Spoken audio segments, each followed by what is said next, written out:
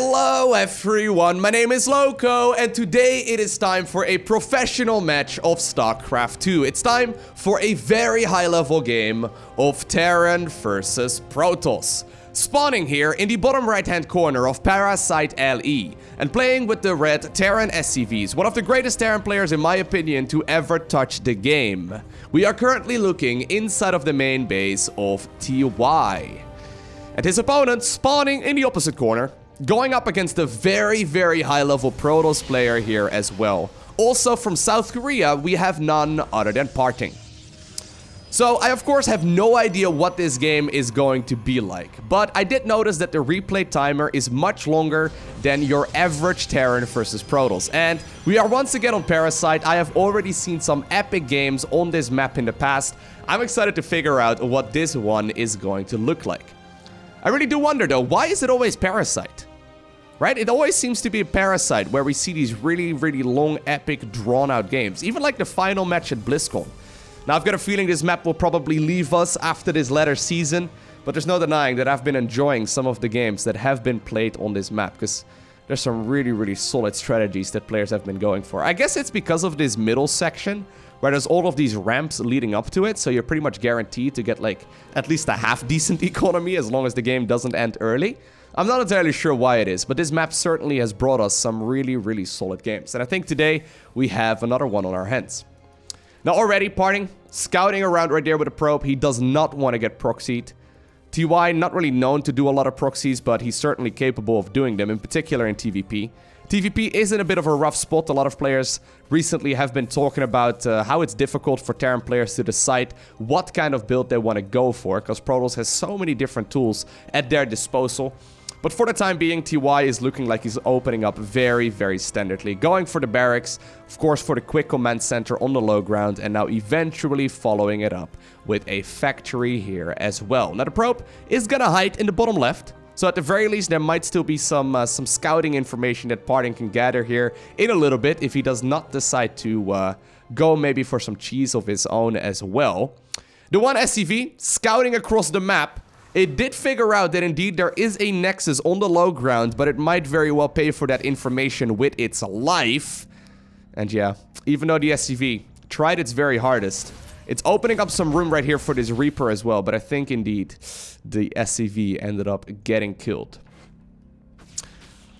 TY, looking inside of the main base there, he did not get the information that a Stargate was planted down just yet. That is rather important to know for a Terran player, so right now TY is going to be mostly in the dark. Obviously though, he can still open up relatively safely, already getting himself a bunch of Marines going, and that's kind of what you need, right? You need a bunch of Marines in order to deal with the early game pressure that Protoss can throw at you. Oracles, of course, very, very common. I'm assuming that's what we're going to see in this game as well. Here we go, Parting. There you go. He did indeed start up that Oracle almost immediately. Now there's one Adept actually, trying to get another kill.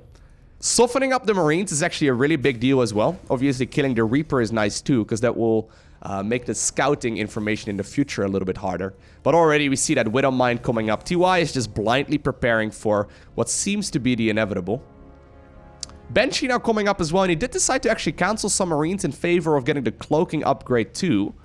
He's once again restarted the Marines, but obviously he's always dealing with limited amounts of resources. Anyway, we'll see who will be able to deal more damage, because they're going for a very similar unit composition, right? I mean, both going for that flying unit that's very good at dealing economical damage. At this point, there's no detection available just yet here for Parting, other than, of course, that Oracle. But I've got a feeling this Oracle will likely be used over at the main or the natural of TY. And then it will, of course, be out of energy. Now, there's already a Widow Mine hanging out here. Hellion trying to see if there's maybe already an Oracle coming across. Not the case. And Parting actually, upon seeing that a Banshee is moving out, and upon seeing, I think, the little green light there as well, yeah, he decides to not even use the Oracle here to deal any economic damage, but instead he's just gonna follow around the Banshee. That's so silly, right? Anyways, while that was all going on, I think the Reaper must have gone back into the main base. Yeah, the Reaper is nowhere to be seen anymore. It did indeed sacrifice its life as well, and it scouted out that there was indeed that Stargate inside of the main base here of our Protoss player. But I guess he already knew that. Kind of funny though, how they go for a very similar unit composition, both going for that flyer unit and trying to deal harassment damage, and then they scout each other and they just sort of decide not to do anything with it anymore. There's this weird gentleman's agreement because they know the opponent is going to be able to counter it. Pretty good stuff. Alright, so pretty passive opener here, right? Pretty passive opener on both sides. We do already, however, see a really quick fleet beacon, as well as a Tempest follow-up here for parting. So, he grabbed himself that third Nexus on the low ground here immediately, upon scouting that his opponent went for this very, very orthodox opener as well, but he also transitioned towards Tempest. This is something that we don't really see very often. Now, the thing is, Marines obviously will be able to kill Tempest with ease if they manage to get underneath them. If you have a big enough army though to shield away, I suppose, the Tempest with their really long range and now their maneuverability and their mobility as well, they're really, really good at just simply picking up units from a distance. And if you have that Oracle alive, oftentimes you can do a revelation to see where the units are at, and then the Tempest can pick off units from that distance with ease as well, even if they are in what should have been the fog of war. They're playing Ring Around the Rosie here. Catch me if you can. No, they're just ready to defend any kind of aggression. Hallucinated Phoenix will indeed confirm this super defensive posture here from TY as well. And I think we are up indeed for what seems to be a laid-back macro game. Now, TY, does he know about the fact that there's a fleet beacon right now? He has no clue.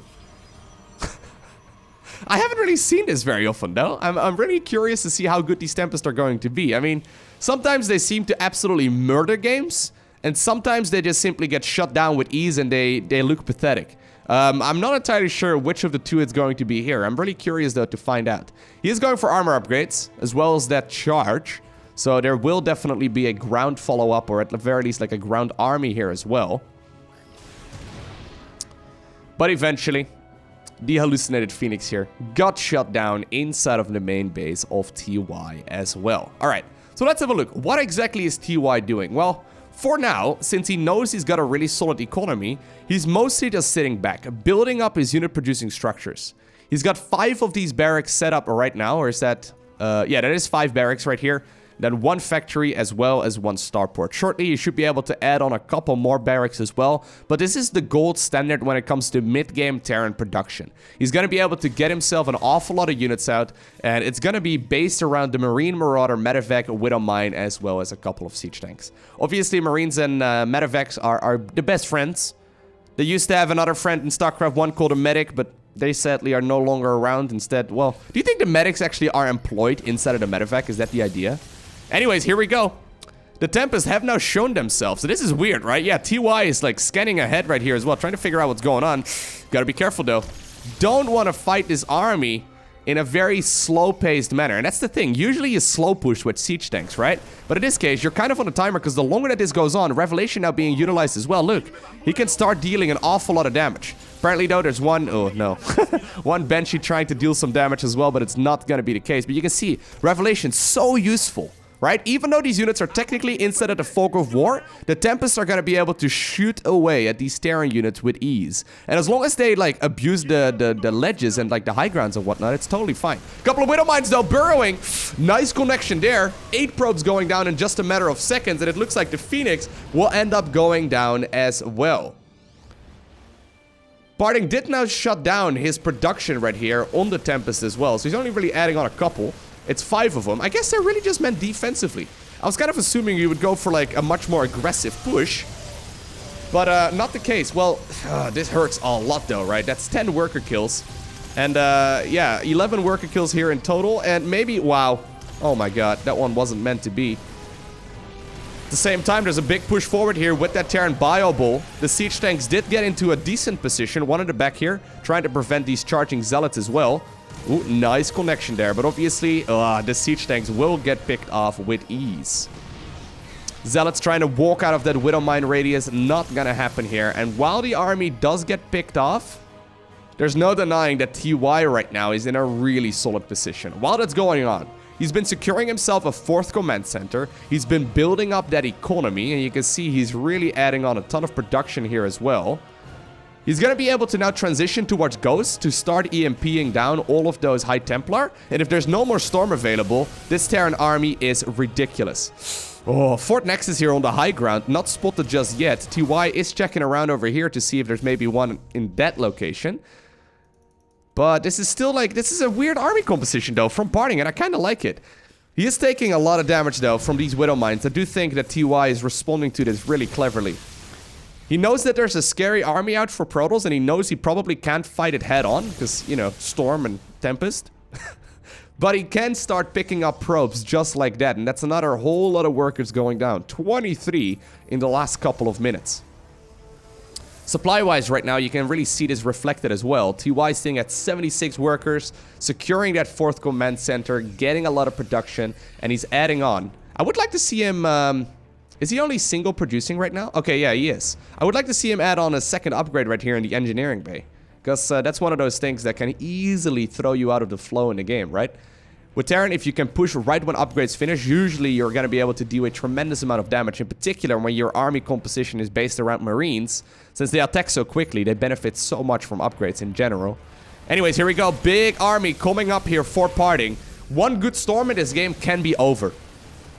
Vikings being produced right now too. Now obviously Tempest are very good when it comes to fighting Vikings. Although there's this weird dynamic between them because Vikings obviously can easily overpower this unit composition here as well. Oh, the Tempest. Ooh. Trying to get into position. The High Templar moving back and forth continuously. They do not want to get EMP'd. TY moving forward, trying to get some decent EMPs, but so far the High Templar seem to be just fine. There's also apparently a drop going down right now inside of the natural here of our Terran player. A Zealot staring down a couple of those Widow Mines, who for some reason did not notice that that Zealot was located there. This should mean that Parting has a decent understanding of that, you know, that they're coming, but they can still sometimes do a lot of damage when the army is being the one that takes up all of the attention here. A 5th command center is now trying to get acquired here as well.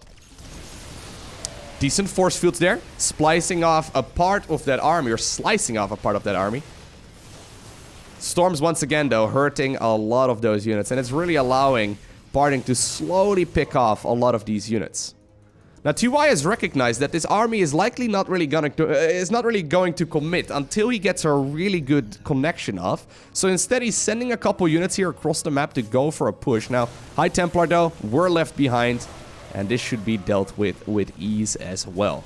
It's one of the difficult things, right? To decide how many units you want to leave at home. I think that was the perfect amount right there for Parting. Once again, though, the army's here in the center trying to get some damage in. Good pickups right there by TY. Getting the EMPs on some of those High Templar as well. And obviously that Archon now also taking a lot of damage. Storms, though, continuously going down. There is indeed an anti-armor missile being used there by the Raven. That's going to soften up this Protoss army quite a bit. But Storm can still end this game in just a couple of seconds. Parting, though, all things considered, right? He's been macroing up really nicely. Now adding on more and more production. Going for a 2nd robotic facility here as well. That's going to allow him to start building up whatever unit composition he likes. He can go for Disruptors. Could even go for a bunch of Colossus. There's a lot of options right now. Now, I don't know if Liberators are going to be that good, right? Usually the counter to Liberator is going to be that Tempest support. Although the Tempest have been picked off over the course of this game as well. Big part of the Terran army, though, did now move across. There is Storm available. Is he paying attention? He needs to Storm right now. Not going to happen because he's occupied on the other side of the map. Well, there was another High Templar there in the back, so at the very least, this army will be deflected here for now. Looks like he might be headed into the main base instead, and that will force Parting to start heading back home. Good feedbacks there. It's gonna, at the very least, slow down some of these medevacs. In the past, obviously, that did twice as much damage, but big warp in here will be forced, and I'm assuming TY is gonna be forced to pick up and get on out of there as well. But this army looks like it was a suicide mission. It's not going to be able to go home. Alright. So, we had a fight for like the last 5 minutes. Neither player really got an advantage there, though. I thought that TY was pretty nicely ahead before that. And I guess, you know, Parting has managed to close the gap. But it's still definitely up for grabs right now on either side. +3/+3 is being researched. We see the Forge still continuously upgrading as well. I would like to see him start double upgrades here at this point as well. And once more, we see Parting transitioning towards that Tempest army. 2 nukes are coming up. In Terran versus Protoss? Ooh, alright. Alright, 2 tactical nukes are coming up here. I'm not entirely sure where TY is planning on using them. Ooh, the High Templar. One High Templar actually got picked off there. A couple of Zealots trying to flank her from the side, but that's not nearly enough. Ugh. A couple of Liberators suiciding as well. TY not having the most solid engagement there, coming from every single angle. And a couple of Zealots, while this was all going on, were coming into that third base, and they just killed 19 SCVs in the blink of an eye. It's the scary thing about getting upgrades. They will start getting better at slicing and dicing all of this up as well. And the command center will be repaired just barely in the nick of time. One High Templar. Ugh. Will be picked off. It just ran to its death. Here's the thing, though. I kind of feel like this unit composition from Parting was nice in the mid-game. Once again, by the way, Zealots are moving in here, too. But I kind of think that if Parting just simply gets a lot of units together, how is he ever going to beat this late? Or if TY gets a bunch of units together, how is he ever gonna, like, kill that with Stalkers, right? Like, Stalkers just simply don't seem to do very well in the late game. They're obviously good when it comes to zoning. Oh, one nuke will be queued up there. Tactical nuke, of course, does take about 20 seconds or so to land. Big storms once again going down. So far, it's not been spotted just yet. Is he gonna... No! No! Oh my... That is a long time since I've seen that in a pro game. I thought Parting noticed for sure. But I guess when was the last time you see a nuke being used on your army? It pretty much always is one of the bases, right? And he's like, alright, I heard the tactical nuke coming in. I've got photon cannons everywhere. That ghost is probably gone. Wow, alright. Well, hey, with that, TY is definitely back into this game. Now, he's not in a game-winning moment by any stretch, but that nuke definitely did get some value. You can see units lost, though. Still heavily in favor right here of that Protoss. We see another nuke coming up. This one is gonna go down on all of those photon cannons. It's basically gonna open up the front door for some more aggression here. And there, indeed, it will also land. Now that goes. It's gonna move forward. It's probably gonna start dealing some damage here to some of these probes. Well, I guess if it stands in the storm, it's gonna eventually go down, but not the case this time. Dropship unloading its Marines over at the 4th base location of Parting. The Stalkers, though, excellent when it comes to this kind of stuff, and they are gonna be picked off just fine. Man, what a game. Kinda would like to see him take the base in the center. I think he's gonna need it. Right, both players expending all over the map. But obviously, the longer that this game goes on, the more they're gonna have to expend towards each other. TY, though, found a bit of an opening here. He's gonna start moving forward. Ooh, Disruptors are available here, as well as, of course, a couple High Templar. They did pick up that ghost there, so the nuke will not land. Beautiful control there by Parting, but still, he's caught out on the map versus an army that is slowly advancing on one of his most critical mining bases right now. Keep in mind, the main and the natural, as well as the third, are gonna be out of resources right now. Big Marine Marauder army, though. Ooh, stimming forward, trying to get that connection. High Templar now joining the fray as well. They should be okay. EMP did get energy out of, I think, 1 or 2 of them. So EMP was utilized there as well, but the Nexus has already fallen, as well as 24 probes. Oftentimes you don't notice the probes going down in these kind of scenarios, right? But, what a cool unit composition, though. Going for Storm versus Tempest with High Templar and Stalker support. Now transitioning towards Disruptors. This is such an unorthodox way of playing, and I love it. This is so sick. Not something we saw in the multiplayer balance patch of like, previous times, right? Like, this is definitely not something we've seen before. I kind of would like to see him add on more Ghost Academies, man, and just get a ton of nukes going. I don't think he's got the economy for that. Well, TY apparently thinking along the similar lines. He's going to go ahead and add on a couple more command centers. That means he doesn't need a lot of SCVs anymore. He can start sacrificing those in favor of bigger army supply counts as well, now that we're approaching maxed out scenarios. Once again, couple Liberators trying to make their way across the map. Doesn't look like they're going to be able to achieve all too much. Parting to simply trying to warp in whatever he can. And, well, I've got a feeling this Stalker will not be able to achieve that much. And it will be forced to blink away as well.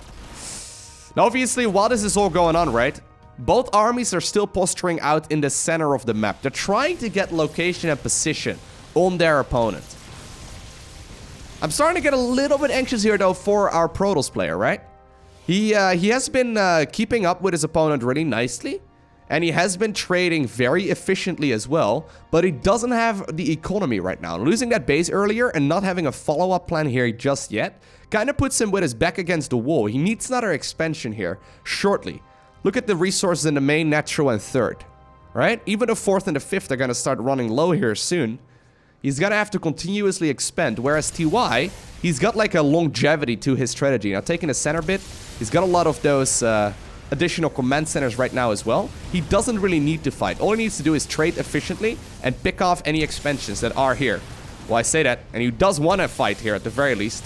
Or prevent the Protoss player from moving onwards. This army, though, from parting can 100% still win this game with ease. It all comes down to control. One good disruptor hit can definitely change the tide of battle. Now, once again, a nuke will be utilized. Ooh. It's the one ghost here in the back. I don't think that that one is going to be picked off just yet. Parting. Fishing for it. Not going to happen this time around. And that will mean that some of these units here ooh, will be forced back as well. A couple of Terran units moving across the map. But this is mostly just TY, right? Like saving himself time. He must know at this point that there's really not that much production here anymore for his opponent. So as long as he keeps on, he keeps on trading efficiently, he's gonna be alright. Now the command center here will be picked off. I do like the army though that Parting has. It's very well upgraded. It's got a lot of energy. And it's a very scary late game focused army. Whereas TY obviously does have a strong force. It is much more like mid game focused. Ooh, once again. Ugh. I was gonna say, he's picking up one of those Vikings for free, but at the same time, one of those Tempest ended up dying here as well. Only Marauders left over, so I'm assuming this will be picked off here eventually as well. They're gonna try and go after the Nexus, but now with that Zealot Warp in, it's gonna be just barely not in time. And TY picks up another Nexus, and he gets himself that economy once again down a notch. So that's really, really important. Base in the center does still stand, but there have been a couple command centers that were forced to replace others as well. Parting has been trading really good though, right?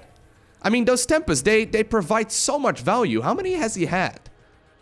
Or he's got 7 right now, and he lost 8. So it's been 15 Tempests, and they've been getting so much value. It's not even that many, right? Obviously, it's also the combination right here of the High Templar for zoning, as well as those Disruptors that just simply prevent those Vikings from moving onwards. And this is such a cool way of playing. Yeah, there you go. Blink forward once again, picking up a couple of those Liberators. Really nicely done. Oh. Such a... like, it's so butt-clenching, right? To see Tempest and like, Disruptors and High Templar. It's such a unit composition that can get so much value. Now, I like the addition here of the nukes. Like, this is not just for show, right? He doesn't just do this for fun, but it's forcing Parting to take a bit of a step back and to go and back off. For the time being, at the very least. It puts a bit of a halt, I suppose, to the advancement here. But, yeah, while it was Parting who was previously up with his back against the wall, he's been mining happily now for a little while from the center base as well, if I'm not mistaken. And, well, oh, big Disruptor hit. He's been trading so well. Look at that. Oh, my God. Nearly 40, or actually a little over 40,000 resources lost here for Terran, whereas we only see about 30,000 resources lost for Protoss. So he doesn't need that much mining either, right? His unit composition is just simply so very, very well at trading efficiently. A lot of Marines have been picked off, and these Tempests just continuously pick off things at once. It's nothing too big. It's not like one big connection that really has been putting him in a really solid position. It's been all of these small pickoffs from a distance of these Tempests. Really good storms as well. Ooh, nicely spotting there that the Ghosts were setting up for an EMP on the High Templar. A couple of them actually did get EMP'd as well. Reinforcing units now coming in from every single side. Gotta be careful though. Disruptors once again trying to get that connection. Storms coming up as well. But he is starting to run out of energy, and I think that Parting has to go home. He doesn't have that many High Templar here with Storm available anymore. TY though, taking another base here on the left-hand side. Oh man, so much damage out of these Tempests, man. It's ridiculous. Every single time the Marines and the Vikings tried to move forward, Disruptors and Storm is there to just simply shut it down. Well, right now, though, the Disruptors are being picked off. The High Templar are gone as well. That means all of a sudden that most of this army is just Stalkers and Tempest, and they're really not meant to cut it. The Terran army is stemming forward. It looks like he's smelling blood, and he wants to force the issue right here, right now. I don't know if there's going to be enough Terran just yet, but this is where the Stalkers just simply don't cut it anymore. Still, though, a lot of High Templar obviously were left at home as well to defend bases. They're going to be full of energy, so Storm is going to be available. But TY manages to stay alive here for a little while longer. Man, what a sick game! I just want to emphasize how easily this game can be over. If I was playing here on either side, I would have lost this game 20 times already. Like, one Storm can be the end of this, right? One overextension with Blink Stalkers, and this can be the end as well. If the EMPs are landed on the High Templar, Terran would just stim forward and kill everything. Right? It can be over in a heartbeat, and the micro is so difficult to pull off. Well, this hurts. Couple ghosts being caught out on the map right there. Still, though, there's a lot of Terran army available, and in these small engagements, right, Terran bio just trades so very well. And that's really the name of the game right now. Both players trying to get their efficient trades off. TY has been happily mining once again, but he has lost a lot of command centers as well. And to be honest, he really doesn't have that many resources to mine from anymore. Taking a base in the bottom left-hand corner as well, but a couple of Zealots are trying to shut that down as well. Obviously, Tempest can outrange planetary fortresses, so he should be able to pick up that CC from a distance as well. Parting. He took the base in the center. He took the base right over here once again as well. I would like to see him take the base in the top right here in just a second too. Well, repair obviously very useful. I've got a feeling this base is going to be in trouble. Big drop though right here in the center of the map. It's going to try and go after all of the economy here in the center. Storm, though, absolutely murdering it. And Parting, while it seems like he's okay, he is going to start returning some of those units back home, but he does decide once again to, a little indecisive there, but he decides to once again turn around as well, as his reinforcement should probably be more than enough to deal with all of these Terran drops. There we go. These Zealots are definitely going to be enough. And in trade here, he got himself a planetary fortress. I think that Parting may have actually done this. TY got that sick connection here earlier, right? He's got a really nice connection. Yeah. He's got a really nice connection with a tactical nuke. He was trading relatively okay there. He had all of the economy in the world, but then Parting's army just got so much value out of it. The Tempest, the Storms, the Disruptors, and then the Stalkers to pick off all of those Vikings that were trying to move forward. What a cool match. And he really started playing the Tempest right at the very beginning of the game as well. Not something that I've seen a whole lot, and it certainly does seem like a very viable strategy as long as you have the economy and the other units to back it up as well. Such a cool match. I hope you enjoyed watching it. If you did, make sure you hit that like button down below, but more importantly, if you haven't already, click that subscribe button, click the little bell icon as well, so you get notifications as soon as future games go live. A special shout out to the Patreon supporters. You guys are awesome. Thank you very much. But for now, I want to thank you for watching. Have an amazing day. Do not forget to smile, alright? And I will see you once again in the next one.